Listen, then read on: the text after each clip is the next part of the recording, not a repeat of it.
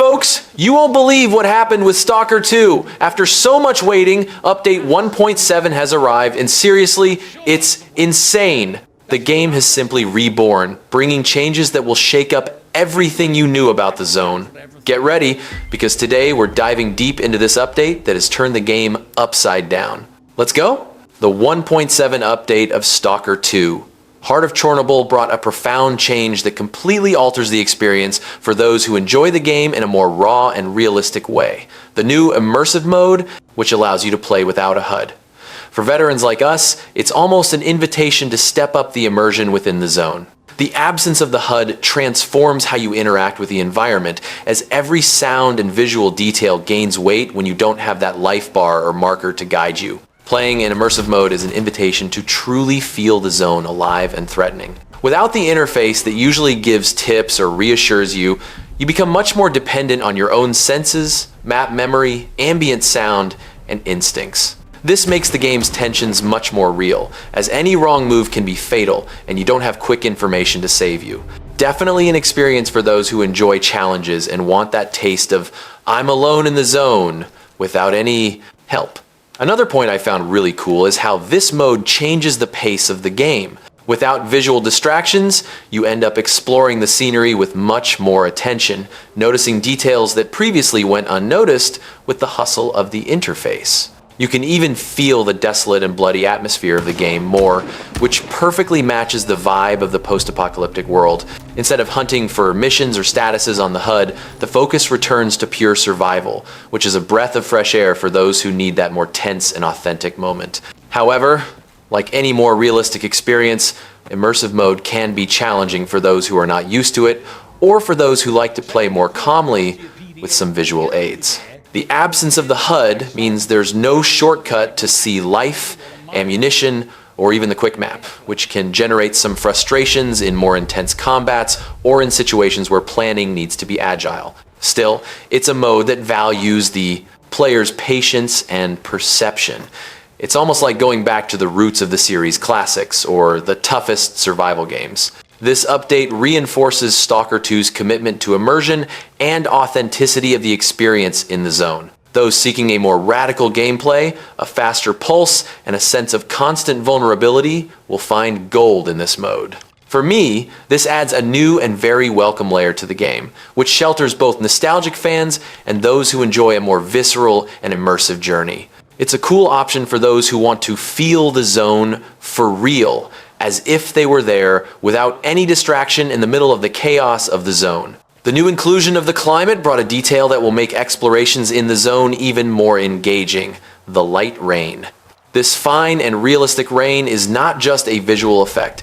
It completely changes the atmosphere of the game, bringing characteristic sounds of rain and altering the feeling of the environment. Walking through the zone with this subtle rain makes everything more unpredictable because it changes everything from visibility to the way you perceive the danger around you. For me, the introduction of this rain is like giving a breath of life to the scenery, making each walk on the maps have a different touch, a new climate that messes with the player's mood and the tension of the situation. In survival games, small climatic changes like this help to maintain interest and the feeling of being in a living environment where the weather impacts your journey. And it's this dynamic that makes you think twice before venturing into a certain location, increasing the immersion and the feeling that the zone is really an unstable and dangerous place. Another very cool thing is the visual and sound work that this rain brings. The sound of the fine rain falling, its reflection on the surfaces, the modification of the lighting, all this works together to create breathtaking scenes, which, in addition to being beautiful, make the player feel that they are facing real conditions. Not to mention that for those who love to collect screenshots or videos for the channel, this rain gives that cinematic touch that makes everything look more epic and atmospheric. From the point of view of the gameplay, the light rain may seem like a small detail, but in the context of Stalker, it has a huge weight. It can interfere with your perception, the sound of footsteps or mutant steps, and even the visibility of environmental hazards, which forces the player to be even more cautious. This change is especially interesting for those who are already accustomed to the environments of the zone and want to see how small details can affect the exploration and combat experience. This edition of the climate reinforces the philosophy of GSC Game World to make Stalker 2 a visceral experience, full of nuances that go beyond combat or the main story. Each element, including the climate, helps to tell an environmental story that puts you in the center of the zone, feeling everything with intensity. I see this light rain as another layer of realism that, together with the immersive mode we mentioned before, promises to make survival in the zone something even more challenging and engaging for those who enjoy this deeper and more atmospheric approach to the game. The 1.7 update brings performance optimizations that, for me, are one of the greatest boons for those who play in the heaviest areas of the zone. They redesigned the foliage, especially in the Red Forest, which is famous for requiring a lot of processing, and this resulted in noticeable gains in FPS. The feeling is that the game is much more fluid in these regions, which reduces that sharp drop that broke the immersion during exploration. In addition, the buildings in places like Rostock and Duga have also undergone optimizations, which is excellent because these are areas where the complexity of the 3D models and the population density of the scenario have always weighed too much for the hardware. The improvement in the streaming of the world in zones like Zalicia and Slag Heap also helps to maintain the rhythm of the game, avoiding long loading times or sudden crashes. This corrodes less the feeling of being in that living zone full of dangers. Another important point for the experience is the adjustment in lighting, which has a double role. It contributes to improving performance, but also to make the environment more realistic and pleasing to the eyes. Having a balance between visual quality and fluidity is never easy, especially in a game as visually ambitious as Stalker 2, but it seems that this patch has done its homework in this regard. Personally, I noticed that the FPS is more stable in the heavy areas, which is crucial to maintain the adrenaline in combat and exploration without that annoying feeling of crashing or sharp drop during intense moments. For those who enjoy playing on PC with high settings, this opens the doors to a much more enjoyable experience, where the focus is entirely on the zone and the story, and not on the fight against technical problems. Overall, this massive optimization that came in the 1.7 update is a clear sign that GSC Game World is listening to the community and focusing on delivering a more polished and enjoyable version of the game. This not only improves performance, but also helps to fulfill the promise of the immersive experience to the fullest without leaving the player stuck by technical limitations. If you had problems with FPS drops or crashes in areas like Red Forest or Rostock, this update is a welcome breath of fresh air that deserves to be tested urgently. The update brought a real task force of fixes that longtime stalkers truly appreciate. There were more than 90 fixes, including everything from random crash fixes to infinite save problems inside bars and bases. For those who are tired of seeing that fateful crash in the middle of a tense mission or losing progress due to a bug, this update is a relief that makes you want to explore the zone without fear of technical scares.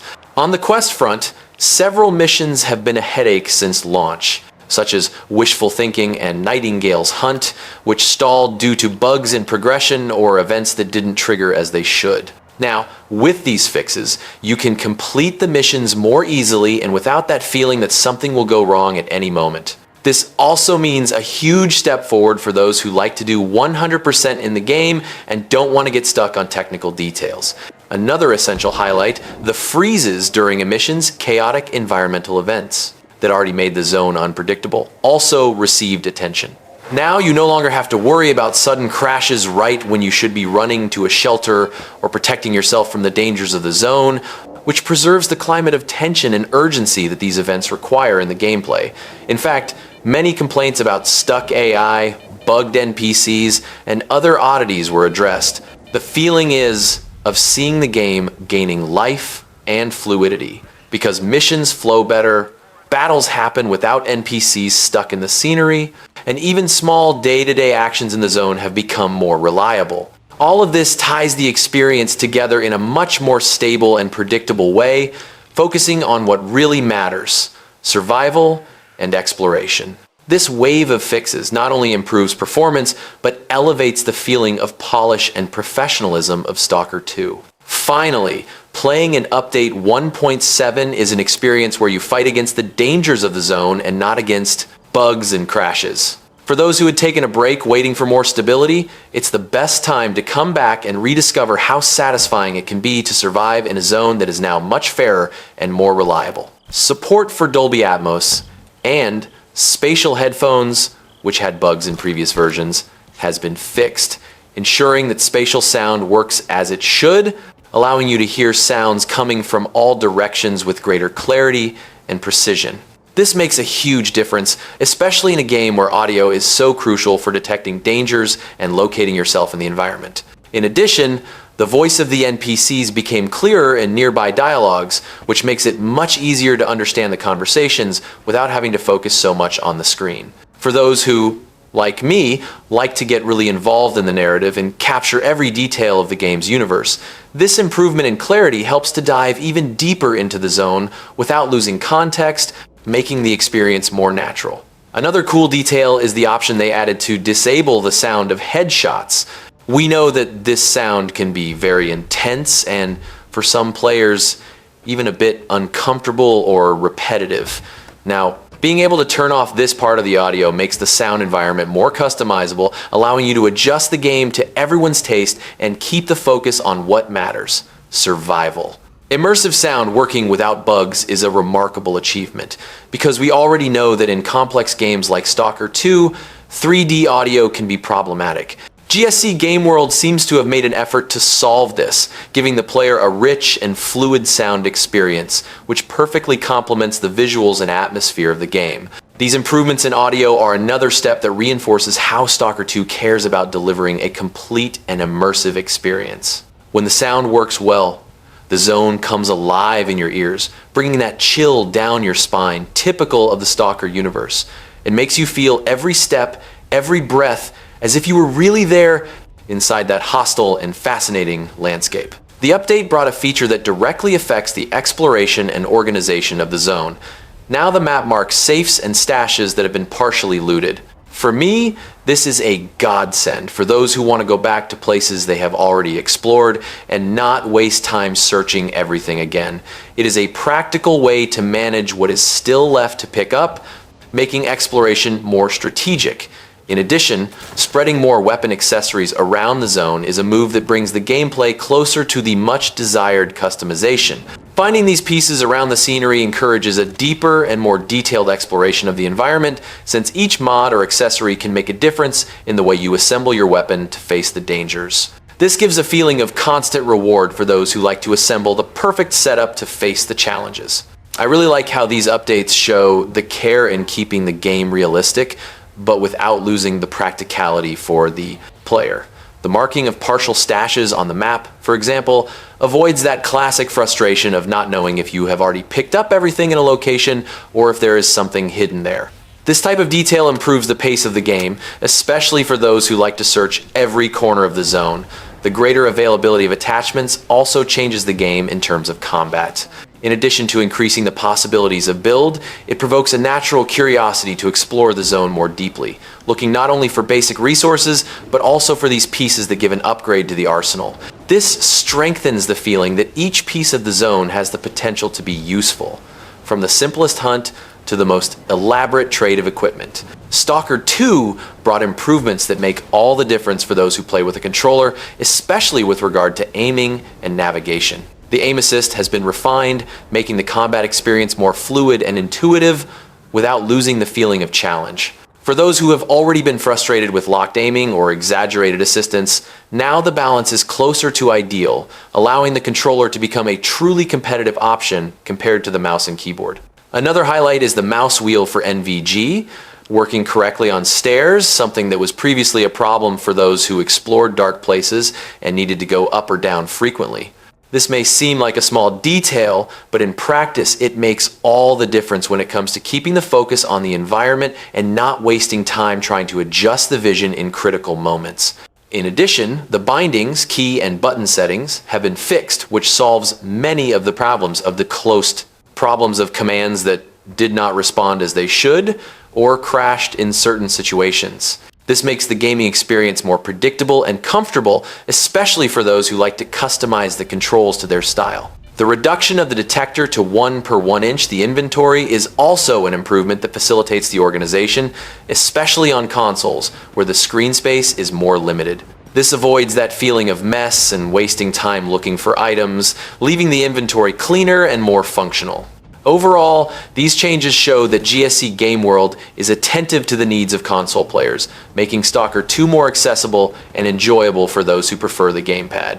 Now, exploring the zone, fighting mutants, and managing equipment has become more intuitive, without losing the challenging essence of the game.